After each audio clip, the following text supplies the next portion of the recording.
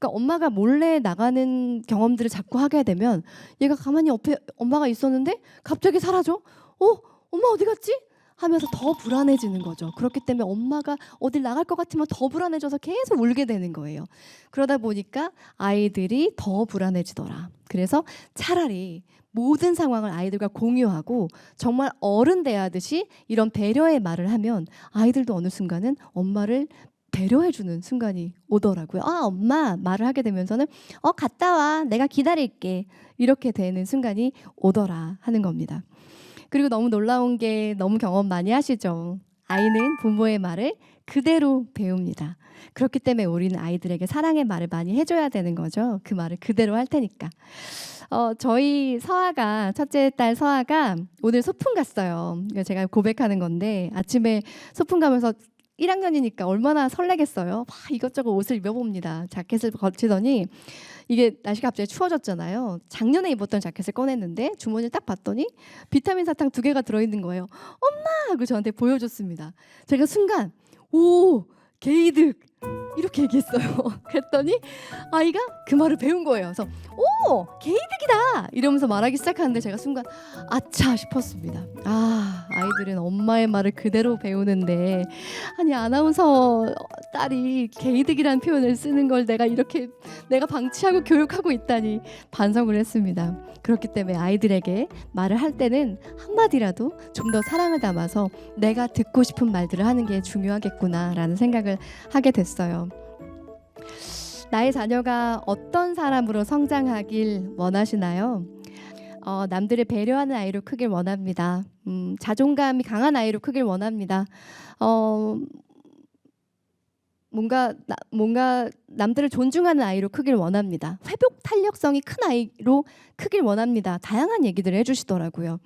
그렇다면 우리는 그 아이를 그렇게 키워야 합니다. 자존감이 높아지길 원하고 있음에도 자존감을 떨어뜨리는 교육을 하면 안 되는 거죠. 엄마, 나 김치 먹기 싫어. 내가 선택할 수 없는 삶에서는 자존감이 크기가 쉽지 않을 것 같거든요.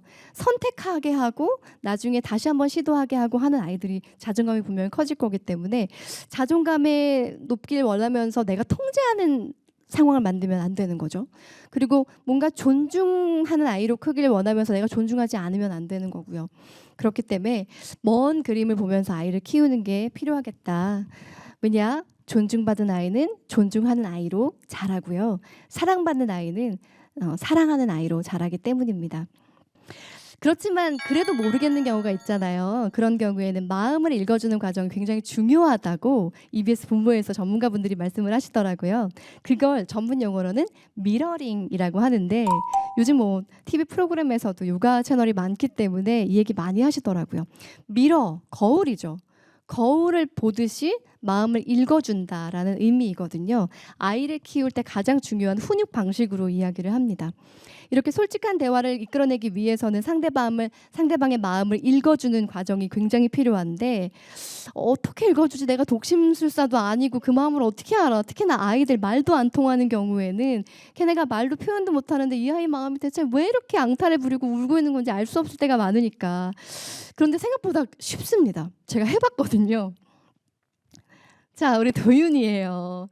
도윤이가 한 4살쯤 되었을 때의 모습입니다. 엄마한테 뭔가 불만이 있어가지고 막 울기 시작하는데 엄마 옷자락을 잡고 막 울면서 자기 말로 자기 감정을 표현하지 못하더라고요. 3살쯤이었던 것 같아요. 제가 그때 너무 바쁘게 출장을 다닐 때였는데 밤늦게 들어와서 이제 잠에 들었는데 새벽 3시에 아이가 깨는 거예요. 새벽 3시에 일어나서 아무 이유도 없이 저를 데리고 밖으로 나갑니다. 놀이방으로 들어가서 장난감을 다 하나하나 다 꺼내래요. 그리고 놀재요. 새벽 3시에. 저는 아침에 나가야 하는데 너무 피곤하잖아요. 그래서 이거 왜 이러는 거지? 그래서 그날은 좀 놀아줬습니다. 처음이니까. 근데 그 다음 날에도 알람을 맞춘 것도 아닌데 새벽 3시에 아이가 정확하게 일어나서 저를 또 막 깨우는 거예요. 그래서 방으로 가재요. 그래서 저 장난감 또 꺼내서 또 같이 놀재요. 그게 며칠 반복됐습니다. 보통 엄마라면 자야지 하고 억지로 재웠을 수도 있는데 저는 약간 부채의식이 있는 엄마잖아요. 너무 바쁜 엄마기 때문에 자주 못 놀아줬거든요. 그래서 요때라도 좀 놀아줄까 하고 놀아줬는데 이게 며칠 동안 계속 반복되다 보니까 너무 힘든 거예요. 그래서 도저히 안 되겠다 싶어서 대화를 시도했습니다. 3살이니까 대화가 잘 안 될 때잖아요. 그래도 얘기했어요. 가만히 고민했더니 도윤이가 이런 마음일 것 같은 거예요. 도윤아, 엄마가 가만히 생각해봤다? 도윤이가 왜 늘 새벽 3시에 일어날까? 그래서 엄마한테 항상 3시에 놀자고 하는 이유가 뭘까 생각했어. 답을 찾았잖아, 엄마가. 도윤이가 누나의 방해 없이 엄마랑 놀고 싶은 거구나. 엄마를 독차지할 수 있는 시간이 새벽 3시인 거구나. 그래서 엄마를 늘 이 시간에 날 깨우는 거구나. 실제 그랬거든요. 엄마는 늘 바빴고 집에 엄마가 혹시라도 있는 날에는 누나가 늘 엄마 옆에 붙어 있다 보니까 도윤이는 엄마 옆에 올 수가 없는 거예요. 그리고 장난감은 다 누나가 내 거야 하니까 못 갖고 놀았던 거죠. 그러니까 새벽 3시 누나가 잘 때 엄마도 집에 있을 때 불러서 엄마를 같이 놀자고 하는 거예요. 이 아이 안에 해결되지 않은 욕구들이 분명히 있는 거죠. 그래서 제가 그런 마음을 읽어주기 시작했습니다. 그걸 EBS 부모 우리 선생님들께서는 구나요법이라고 하거든요. 어렵지 않습니다. 아이가 했던 말을 그대로 반복하면 됩니다. 속상해. 속상하구나. 이렇게 슬프구나 라고 그 아이를 읽어주는 거예요. 그랬구나. 도윤이 진짜 억울하고 속상했겠다 라고 얘기했어요. 그러고 나서 아이와 함께 놀다가 그 시간들을 어떻게 보내겠어요. 새벽에 둘이서 앉아서 막 창문 보면서 저기 빠방이가 가네. 저 빠방은 집에 가는 걸까? 집에서 나온 걸까? 저 집도 아이가 엄청 기다리겠네. 엄청 피곤하시겠다. 이러면서 굉장히 많이 수다를 떨었습니다. 그랬더니 어느 순간부터는 도윤이가 정말로 일어나지 않더라고요. 새벽 3시에 일어나는 일이 어느 순간 그냥 사라져 버렸습니다. 그 아이가 욕구에 대해서 엄마에게 이렇게 미러링을 당하고 나니 엄마가 내 마음을 알아주는구나라는 그게 해소가 됐는지 어느 순간부터 저를 깨우지 않더라고요. 이렇게 마음을 읽어주면 아이들은 분명히 엄마의 마음도 함께 느낄 수 있다고 저는 생각해요. 말하는 방식에 대해서 우리가 얘기를 하고 있잖아요. 근데 이분들의 대화를 좀 공개를 하고 싶어요. 저희 집에 2 남자가 살거든요. 아빠와 아들인데 이렇게 자고 있습니다. 둘이 정말 닮았어요. 자는 모습도 똑같죠? 그런데 성격도 행동도 말하는 것도 너무 비슷해요. 그런데 둘이 가장 많이 닮은 건 말이에요. 남편이 말을 되게 예쁘고 상냥하게 하는 편이거든요. 근데 도윤이가 그걸 너무나 똑 닮았습니다. 제가 사실 방송 일을 하기 때문에 이렇게 방송용으로 말하고 있지만 사실은 저는 이렇게 막 상냥하게 말하는 성격은 아니거든요. 할 말하는 성격이죠. 그랬더니 남편이 저에게 지혜야 나한테 좀 상냥하게 말해주면 안 돼? 할 때가 굉장히 많아요. 그런데 도윤이가 똑같이 그럽니다. 도윤이가 하는 말을 통해서 제가 배우는 게 참 많거든요. 오늘 아이라는 선생님이라는 주제니까 도윤이의 말을 좀 배워볼게요. 도윤이를 데리고 제가 자고 있었어요. 좀 더운 날이라 이렇게 같이 안고 있었는데 손을 제가 꼭 잡고 있었어요. 꼭 잡고 이런저런 얘기를 나누는데 더웠나 봐요. 그럼 보통 아이들 어떻게 할 것 같으세요? 엄마 더워. 손 빼줘. 이렇게 보통 하지 않나요? 도윤이가 뭐라고 했냐면요. 엄마, 우리 손은 내일 잡을까?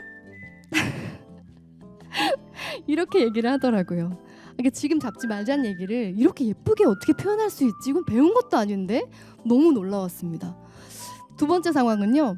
도윤이가 이제 화장실에 가서 응가를 하고 제가 닦아주고 있는 상황이었어요. 근데 도윤이가 갑자기 그러는 거예요. 엄마, 나 어제는 내가 엉덩이 닦았다 스스로? 그래요. 전 칭찬받고 싶은 줄 알고 어머 그랬구나. 도윤아 너 대단하다. 5살짜리가 어떻게 혼자 엉덩이 닦았지? 대단한데? 배운 대로 칭찬해줬어요. 근데 도윤이가 하는 말이 근데 내가 닦을 땐 이렇게 세게 닦지 않았다? 이렇게 얘기를 하는 거예요. 제 손길이 좀 거칠게 느껴졌었나 봐요. 그래서 엄마 살살 닦아줘 라는 얘기를 이렇게 예쁘게 하더라고요. 제가 아이를 통해서 와 진짜 이건 배워야겠다. 말을 이렇게 예쁘게 할 수 있구나. 상대방 기분 나쁘지 않게 엄마 아파 할 수도 있는데 이렇게 예쁘게 할 수 있구나라는 거에 너무 놀랐거든요. 그래서 많이 배우고 있습니다. 근데 그거 아세요? 이렇게 예쁘게 말하는 사람은 예쁜 말을 듣고 싶어 해요. 그렇기 때문에 제가 도윤이한테 도윤아 이렇게 부르지 않고 김도윤 이렇게 부르면 엄마 왜 소리 질러? 이렇게 얘기합니다. 소리 지른 게 아닌데 이 아이는 상냥하고 따뜻하게 말하지 않으면 싫어하더라고요. 그렇기 때문에 제가 고민되는 부분이긴 합니다. 예쁜 말을 어떻게 더 잘할 수 있을까? 그런데 나는 타고나길 예쁜 말을 하는 사람으로 타고나진 않았지만 버릇이고 습관이다라는 걸 인식하면 우리는 우리 도윤이처럼 말할 수 있습니다. 이게 안 해봐서 그렇거든요. 이게 남사스럽고 괜히 손발이 오그라들고 그냥 안 해봐서 그러는 건데 이렇게 한번 하기 시작하고 상대방의 긍정적인 피드백을 받게 되면 그 다음부터 우리는 말을 예쁘게 했을 때 우리에게 오는 결과에 따라서 좀 예쁘게 하는 걸 습관화하게 됩니다. 이제 강연을 좀 마무리를 할까 하는데요.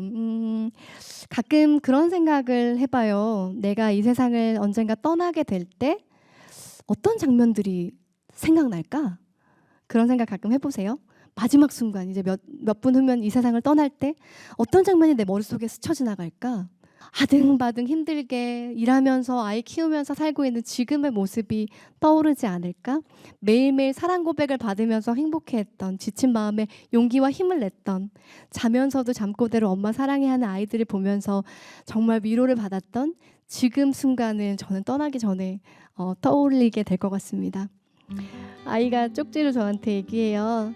늘 저한테 친구라고 그러거든요. 엄마 뭐해? 답장을 뭐라고 할까 하다가 널 사랑하는 중 이렇게 보냈더니 그래? 하고 놀랬어요.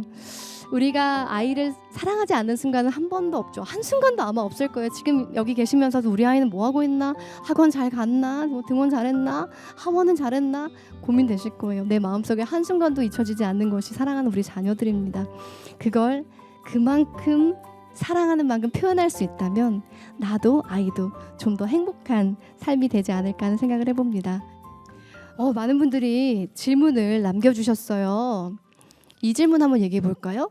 아이의 훈육 과정에서 남편과 온도 차이가 있어요. 엄하게 키워야 하는 아빠, 아이와 조율해야 한다는 엄마. 어떻게 맞춰가야 할까요? 라고 얘기를 하는데 어느 정도는 맞춰야겠지만 저의 생각은 그냥 아빠는 조금은 엄하게 하시고 엄마는 조율하시면 될 것 같아요.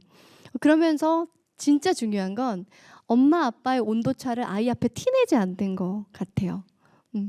엄마가 아빠가 엄하게 하는 거에 대해서 가끔은 변명도 해주고 엄마가 이렇게 하는 거에서 아빠가 또 엄마 편을 들어주고 이렇게 하면서 엄마 아빠 스스로가 서로 이렇게 조율하는 모습을 보이는 것 자체가 저는 교육이라고 생각하거든요.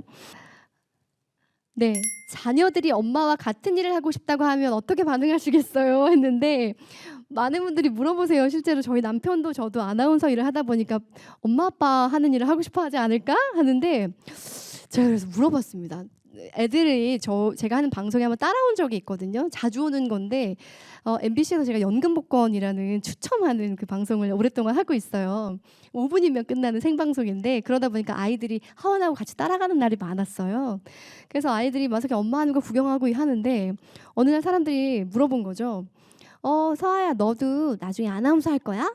그때 궁금했습니다. 답이. 그랬더니 서아가 하는 말이 아니요. 저는 아나운서 안 할 거예요. 그래요. 그래서 왜 엄마 아빠가 아나운서인데? 그랬더니 아니 뭐 그 공이나 뽑는 거 재미없던데?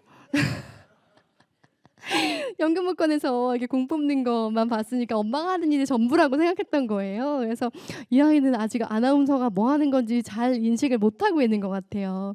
그래도 뭐 아이가 엄마 아빠처럼 같은 일을 하고 싶다고 하면 저는 뭐든지 오케이입니다. 지금은 K-팝 가수가 돼야겠다고 매일 막 뇌세적인 눈빛을 하면서 막 춤을 추고 있는데 저는 뭐가 되는지는 중요하지 않은 것 같아요. 정말로 아이가 어떤 사람이 되느냐, 어떤 직업이 있느냐가 아니라 어떤 마음으로 살아가느냐가 저에겐 가장 관심사거든요.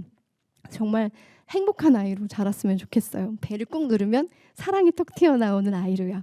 대단한 육아 방법론은 아니지만 마음속 한 구석에 좀 따뜻하고 좀 뭔가 편안한 마음으로 돌아가셨으면 좋겠습니다. 오늘 긴 시간 함께 해주셔서 감사합니다.